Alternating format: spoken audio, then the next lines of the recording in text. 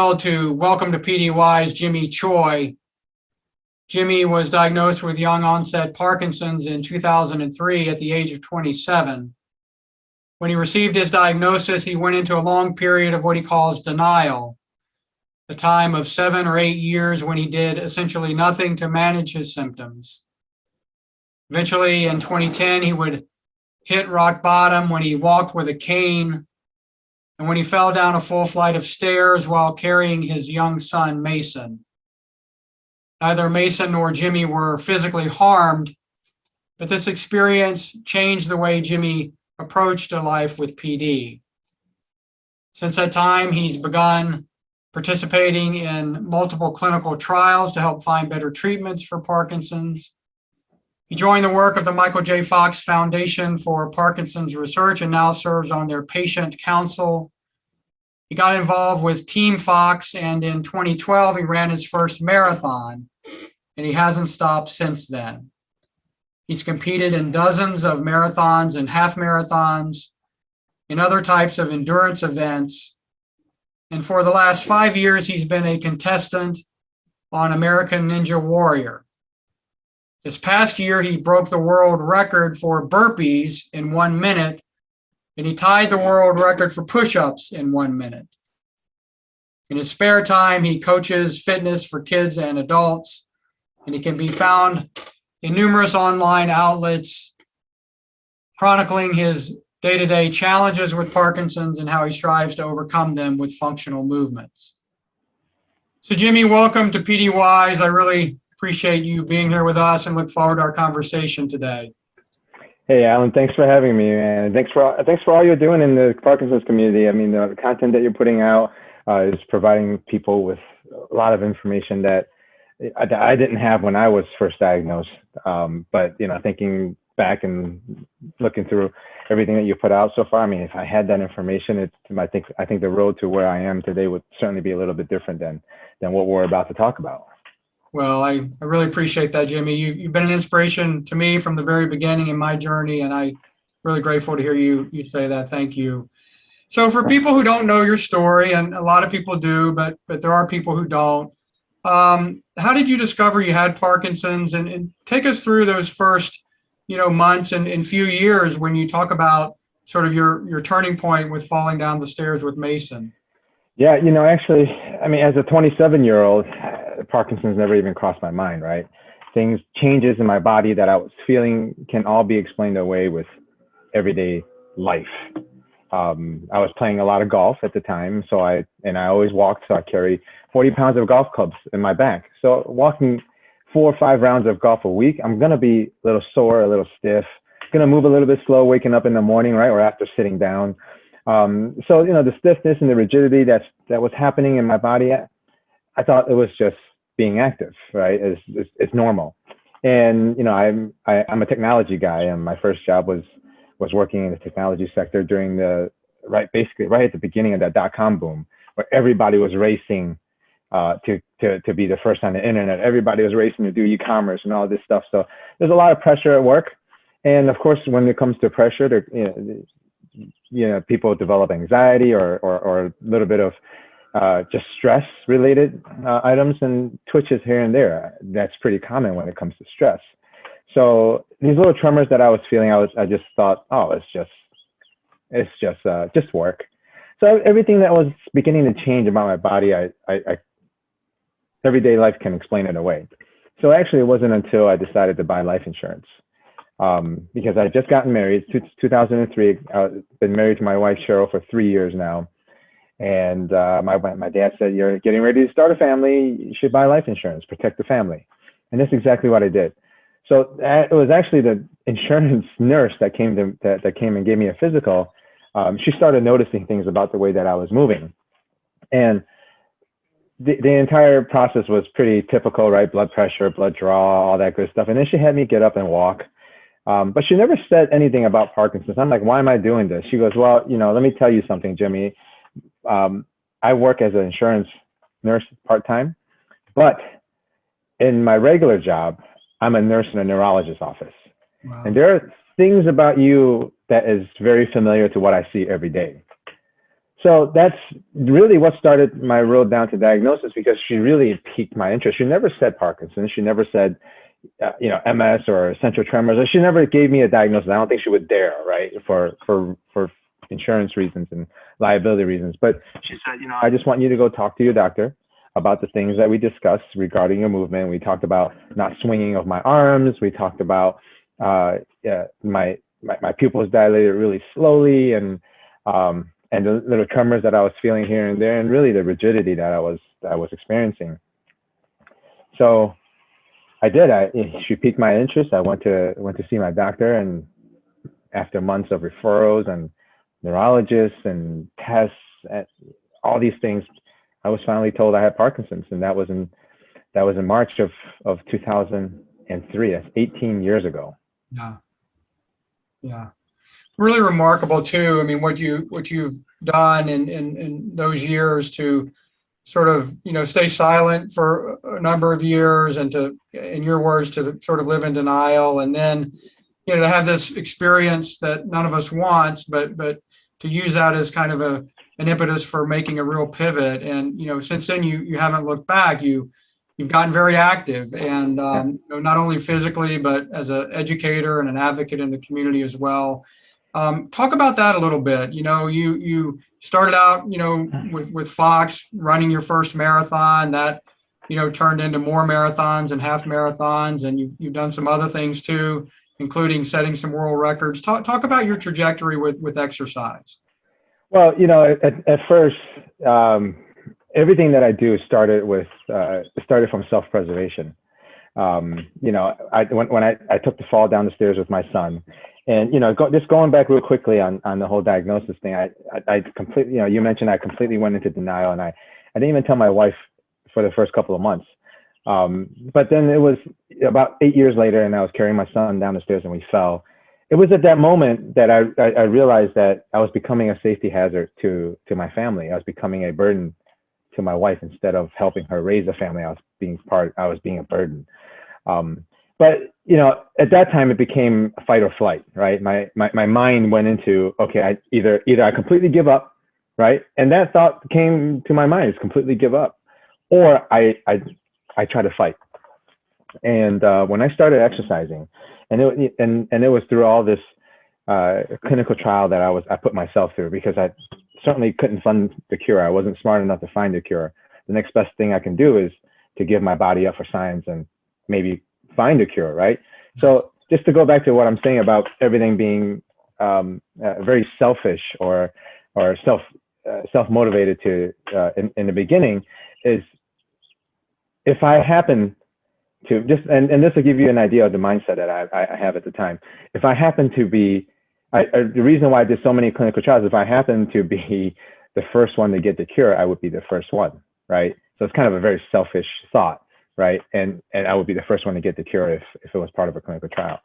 But on the other end, if a clinical trial went completely off the rails and I did a procedure or took a drug that took my life, at that time, my mindset was that probably wouldn't be such a bad thing either, So, so when I found out that it was through this a clinical trial that involved physical therapy, that forced movements, and the more I did, I noticed that I felt a little better after that. And after a couple of weeks of that, I noticed that I'm moving a little bit better, I'm feeling a little bit better, especially right around the times of these sessions. So I started taking exercise to the next level on my own. I figured, I can do this on my own at home. If it really is helping me, I can do it on my own. And once again, it's all about very selfish interests. It's all about me. I want to feel better. I want to feel better. But that, and I developed a mindset of having, what can I do that's just one more than yesterday? Like if I can take one more step today and do one more rep in the gym than I did yesterday, that would take me places, right? And then it got me to the point where I was able to run my first Chicago Marathon, and that's when I found the Fox Foundation. They had it was a month before the race, and they gave me a bib, and it was their last bib. And to this day, I truly feel that bib was meant for me. And again, what I found was that what started out as selfish intentions is making myself feel better. I realized that when I started fundraising for that last bib, being open and telling my story and sharing my situation with my family really brought them closer to me. So instead of pushing everybody away like I've been doing the previous 8 years combined, I'm starting to bring people closer back to me, friends, family. And, that became a mind-blowing moment for me. And so then I decided that, you know what, yes, I'm doing all these things for myself to make myself feel better. But if I can take the opportunity to share that experience with others, to hopefully motivate others to move, right? PD or not, whatever people are dealing with adversities, if I can motivate them to move, then so be it. And that's what got me going. And that's what really elevated my work with the Michael J. Fox Foundation. Started out as just a Team Fox member fundraising, running marathons, as you mentioned. And then today I'm on the patient council board member. It's a lot of words, and serving, hopefully representing, a group of patients toward, for the foundation. So, at the end of the day, it's, again, everything started is what have been, a selfish motivation, has taught me a lot. And now it's become my passion. It's become my work, to be an advocate for Parkinson's. Yeah, and there's no greater one that I know of than you. And I get the part about sort of self-preservation and initial motivations, but your generosity has exploded multifold since those months and moments in the early part of your journey. So we're all better for it, and you should know that. The other thing that I'm struck by, and I think it's important to name this. A lot of people who follow PDYs are a long time on the journey of the Parkinson's road, if you will, but a lot of folks are just getting on it, or their loved one is just getting on it. You've talked about a number of ways in which Parkinson's can be experienced, but tell us sort of what's it like to have Parkinson's, and especially to have it coming up on 2 decades. What should people expect? Well, people should expect the unexpected, right? That's really what it is. The Parkinson's will change its mind 4 or 5 times a day if you're lucky, more if you're not, right? But that's what that's what where experience comes in.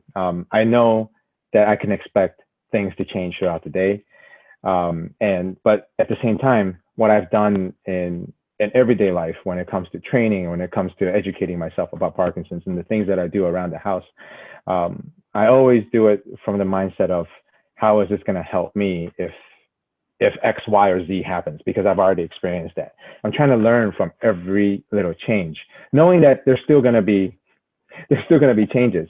Right. So it's really unpredictable living with Parkinson's, but at the same time, instead of and when I first started, right, those first 8 years, it's really a lot of, this sucks. I give up. I'm just going to sit here for the rest of the day. I'm just going to lay here for the rest of the day. But now my mindset has shifted to the point where instead of thinking like that, I'm thinking, okay, this is happening now. I'm going to try to figure out why, and these are the things that I'm doing that is trending me towards the right direction. So next time this happens, I know that this is what I need to do to get me back on the right track. So I'm picking my moments and really trying to put experience in. And 18 years is a lot of experience, and I certainly don't expect people to have that type of experience, especially the ones that are just joining the journey. But know that every day is a learning situation, and if you take your situations and instead of fighting against it, try to work with it. It's going to set you up better for the future.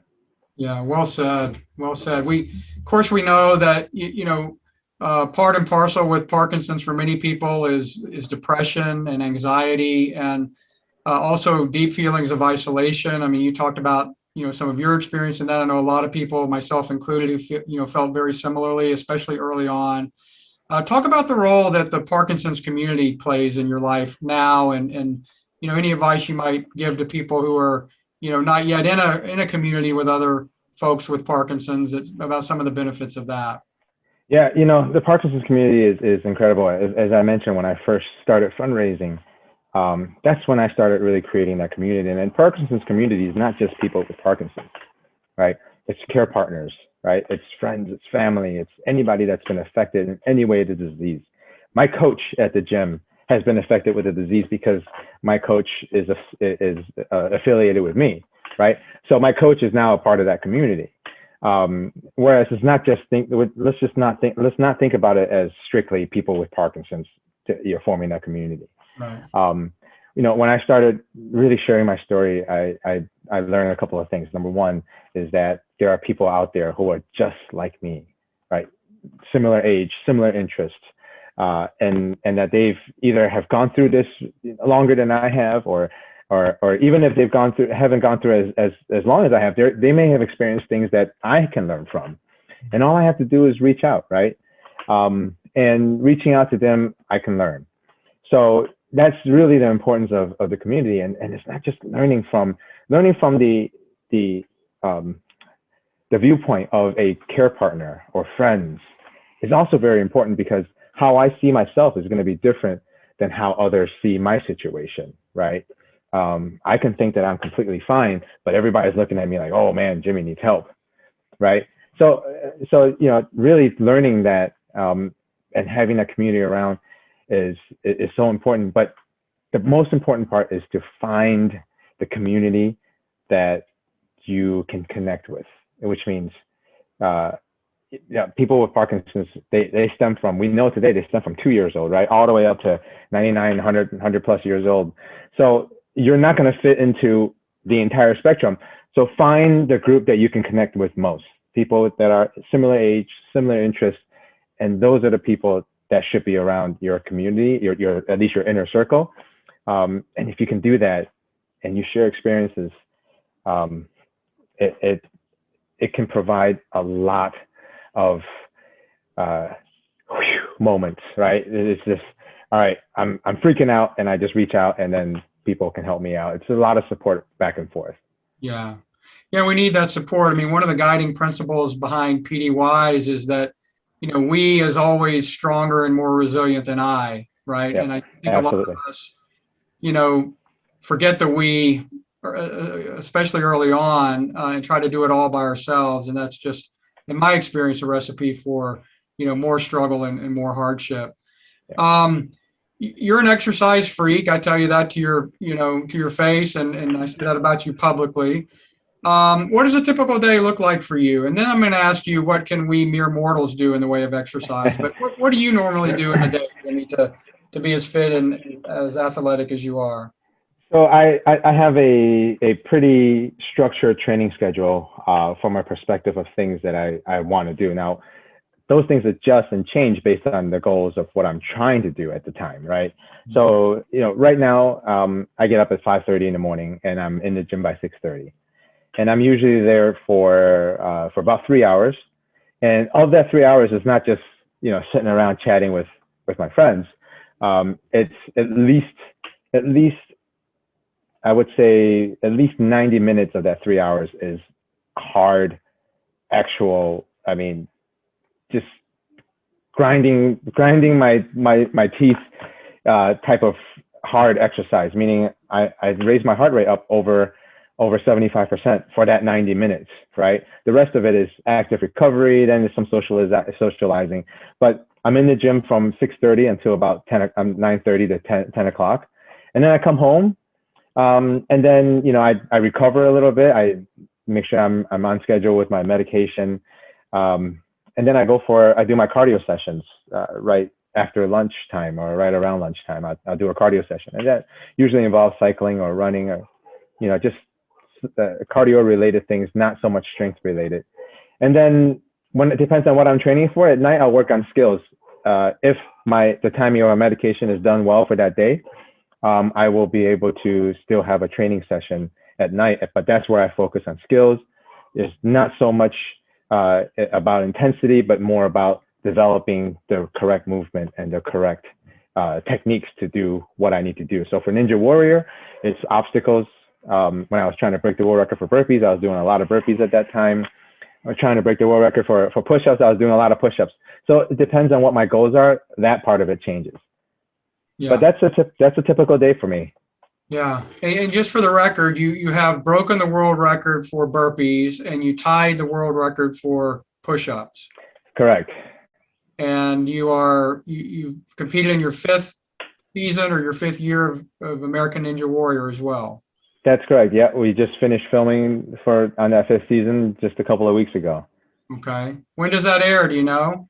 So I think the episode that I will be in, and again, this is American Ninja Warriors television. I never know if I'm going to be shown or not. There's never any guarantee, but if I am shown, it will be the July 4th weekend. July 4th weekend. Okay. Yeah. We'll make sure that's captured in the on the post when we post this interview.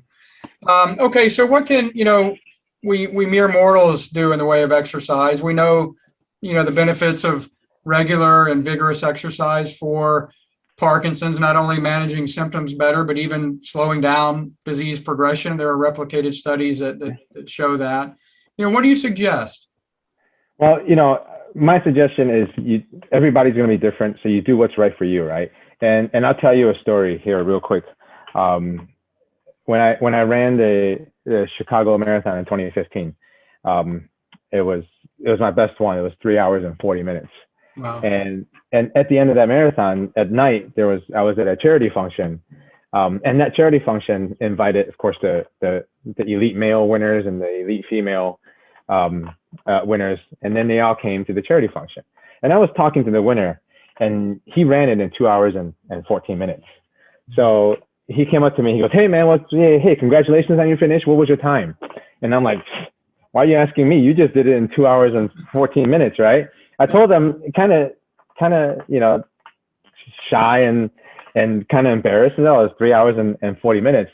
And he says, "Dude, that's incredible. I mean, I couldn't do that if I wanted to." I'm like, "Wait, you did it in 2 hours and 14 minutes." He said, "No, that's true." He goes, my time over 26 miles may have been faster than you, but if you ever asked me to run for 3 hours and 40 minutes nonstop, I couldn't do it. I can run for 2 hours and 15 minutes or 14 minutes and 15 minutes. That's it. I'm done. But if you ask me to go further or longer, 3 hours and 40 minutes, no way.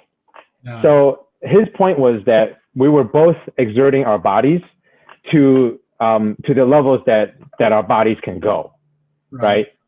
Genetically, my body is not going to run as fast as his, but my heart rate was probably similar to his in the high 160, 170, whatever it is range, right? So we're both exerting the same amount of energy according to what our bodies will allow us to do. Yeah. But the fact that I'm able to do it for 3 hours and 40 minutes and him, an elite runner, can't do it for 3 hours and 40 minutes says a lot. So I've taken that and I've learned from that. When people ask me, what should I do for exercise? Well, I always say, find your 3 hours and 40 minutes, right? And it doesn't come overnight. I've been doing this for 10 years and it's still tough. But really it's going back to that mindset of one more each day. What can I do that's more today than I did yesterday? Yeah. But it's find things. Really, the biggest key is find exercises that you enjoy doing. Yeah. Because if you like doing it, you're more inclined to come back to do it. If you absolutely hate it, I hate running, right? You're not going to run for more than a week before you quit. Yeah. So yeah, everybody's different, but find what you enjoy, and then at the same time know that you have your own pace, you have your own limitations. So do what's right for you, and don't ever compare yourself to anybody else except yourself. You're the only one that you need to beat. That's it. Yeah. Well said. I mean, one of the great things about exercise that I've discovered is, you can almost always adapt it to your ability, to move and to be mobile or to need support. You can always find something that you can do to stretch and build strength. Yep. And to get your heart rate up, right? Regardless of how far along you are in your progression or your experience with Parkinson's. So I think that's really important for folks to hear. You can, everyone from the elite athlete to the folks who, are just walking with assistance, that's still movement and really important. Yep. So, when I was walking with a cane back in 2010, and when I started to exercise, I would just walk around the block with my cane, right? I mean, I've come a long way from that now, but I had to use the cane. I used it and I got as far as I could, and then I just try to improve on that. Yeah. That's great. What else do you do, Jimmy, to take care of yourself? Exercise is, mandatory, but it's not Yeah. the only thing that we need. What else do you do to stay healthy and to live well? So there's a couple of things. Number one is nutrition, of course. Exercise is all great, but if you eat like junk and eat like crap, then things that you do in the gym isn't going to translate as well because your body is just constantly fighting that back and forth battle. Yeah. And then also, you have to take in consideration about how your body process foods and nutrition and things that your body is going to need to give yourself the best chance of living well, right? We know that protein it inhibits absorption of carbidopa levodopa. So I have to be careful about when I take high amounts of protein. And then also we also know that processed foods is bad. I mean, it's bad for everybody, right? Right. But I try to stay clean. I try to eat clean. But people that follow me on social media knows that I love my pizza and I love my ice cream and all that. But all of that is in moderation. Yeah. But stay clean most of the time, and that's one of the ways I take care of myself. The other way to really take care of yourself is to give yourself time to let your body recover. Now, I talk about all this exercise, but I also let my body recover. You have to let your muscles build back. You have to let your joints recover before you can go through all that punishment again. So make sure you get the right amount of rest. And then finally, and this goes hand in hand with that, with give yourself time, is give yourself time to connect to the rest of the world, your family, your friends. Because if you're doing something that you truly enjoy and you're out there and you're having fun, or you're really engaged in an activity, or even a puzzle, or a board game, or whatever it is, a lot of times I find that it takes your mind off Parkinson's. Yeah. So doing more of that stuff, like I coach my daughter's softball team, and I play catch with her, and my son is really into computer animation, so I watch him and I try to understand what he's trying to do. During those times when I'm really engaged in those moments, I forget that I have Parkinson's. Yeah. That's a pretty good feeling sometimes. Yeah. Yeah. I mean, I've thought sometimes in terms of, Parkinson's over time, slows us down, but there are great benefits that come sometimes with slowing down and sort of, taking in life in some more intentional ways than maybe we did before. I know that's been true for me. Yeah. A couple more questions for you. What surprised you about having Parkinson's, for better or for worse? What surprised you most? Well, a couple of things really surprises me about Parkinson's. Number one is how much there still is in the body, no matter how much doctors and physical therapists tells you that it's robbing you of. Okay. I train in the world where I have obstacles that I swing off of, and ropes, and running up walls, and I have to grab onto things. What I've noticed is that when it comes to fight or flight, a lot of the things that we've been told, people with Parkinson's have been told that we're not able to do, is still there. And people come with me into my gym, and they train with me, and I immediately take them to that warped wall, is that curved wall that goes up 14 feet, Yeah. right? And I make them run up that wall. We have multiple walls. We start at 8 feet, 10 feet, 12 feet, 14 feet. I don't throw them up to 14 right away. But I send people up, one, if they're able to get one, we go to the next one, we go higher. And what they notice, and what I notice, is that when you're running up and you have that feeling of, holy crap, I'm going to fall, I'm going to die. Oh, there's a bar here. Let me see if I can reach out without even thinking and just grab it. 99% of the time, doesn't matter if it's on their more affected side or if they're affected on both sides, whatever it is, that side or that dominant hand that they no longer rely on is the hand that reaches out for that bar. Wow. That really surprises me, and everybody that I've trained with, that's happened. When I was out in California at a fundraiser, And it was at one of these ninja gyms, right? And a gentleman came in with a walker. He came in and he was heavy set. He came in, he goes, I always wanted to try these. And I said, well, what do you want to try? Let's go. And his wife was like, no, are you crazy? This guy's he's gonna hurt himself. So I put him up and I brought him into this foam pit, right? If you fall into a foam pit, you're not gonna hurt. It might take him a while to get out, right? We're a little slow getting out. But if you fall in, you're not gonna get hurt. Right. So he goes, well, what do you want me to do? And remember, he's a little heavy. He hasn't, I mean, if he's done this in the past, he hasn't done it in years.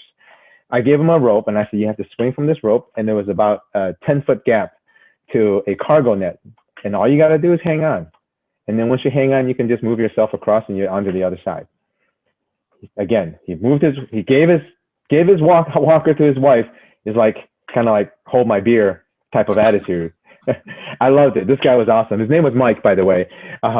It was awesome. And he just grabbed on to that rope for dear life and he went for a swing. Okay. And he swung all the way to the other side. And then he reached out with the arm that his wife said has not worked in 3 to 4 years. He reached out with that arm to grab the cargo net. And he grabbed onto the cargo net and then he fell into the foam pit after that. Right. But that's okay. But just the fact, and she got this on film, she says, just the fact that that arm moved and it went for that cargo net and he grabbed it for a split second before falling into the foam pit. That moment for both of them and for me was exceptional because it proves that whatever it is in our body, it's still there. Yeah. We just got to give ourselves the best chance to preserve that or to unlock it somehow. Yeah. You know.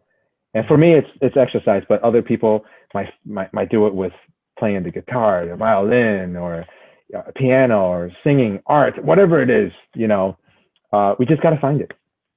Yeah, wow, it's a powerful story, and I think you're absolutely right. I think a lot of us think our lives are over when we get this diagnosis, and it's in some ways it just begins, right? And you discover things about yourself and your new community that make life in some ways more interesting and sometimes in some ways better. At least that's been my experience. So that appreciate you absolutely sharing the story. What gives you hope, Jimmy, as you look ahead? I mean, I know you pretty well, and you're a hopeful person. What gives you hope?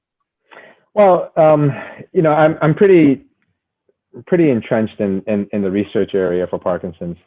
There is hope there. People always ask me, when are we going to get that cure?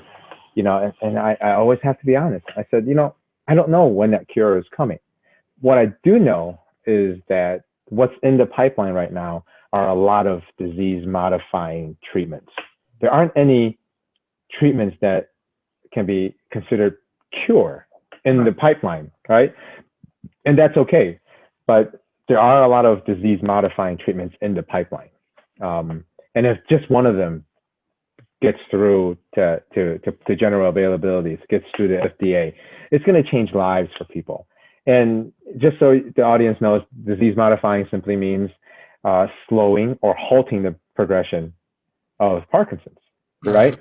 So, if I'm able to halt my progression, can I live the rest of my life well at my current state? The answer is yes, sure. Right? It's a game changer, right? If you know that their progression is not going to happen, it's going to be a game changer for anybody. Right.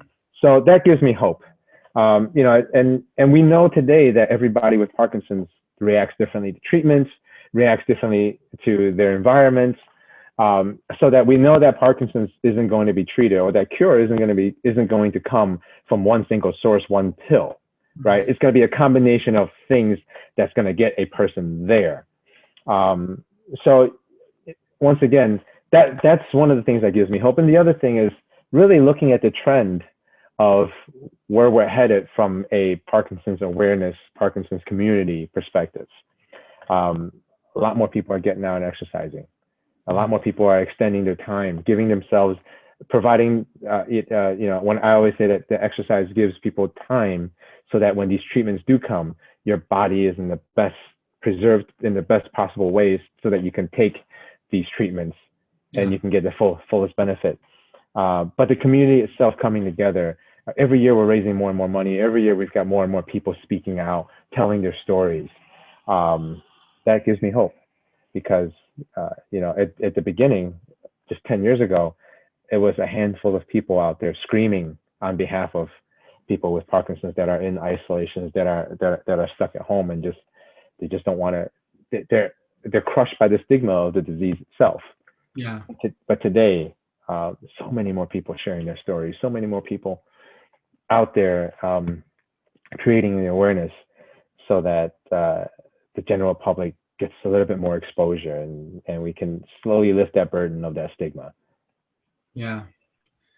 Yeah, well, Jimmy, we have no greater ambassador in the Parkinson's community than you, and just want to thank you personally and on behalf of the nearly 10 million brothers and sisters throughout the world who are living with this disease, and getting up each day with courage and grinding it out. And you really set the example for many of us to emulate on that. And I'm grateful to you, as I know many are. Thank you for spending time with us, and keep doing what you're doing, and makes a difference. Thanks, Allan. You too. I mean, I always say that you've heard me say this many times. Inspiration is a two-way street, right? You go one way, someone else got to be coming the other way, and I'm glad you're on the other side, and Parkinson's community are starting to pack the highway, so to speak, but at the end of the day, we all do our little parts, and you're certainly doing more than your fair share, and I appreciate you for that. Thank you for all you do, really, and thank you for the opportunity, and I always love having a chat with you anyways. Me too, my friend. More of that to come. Take good care. We'll Yeah. talk soon. All right, man. Sounds good. Take care. Bye-bye.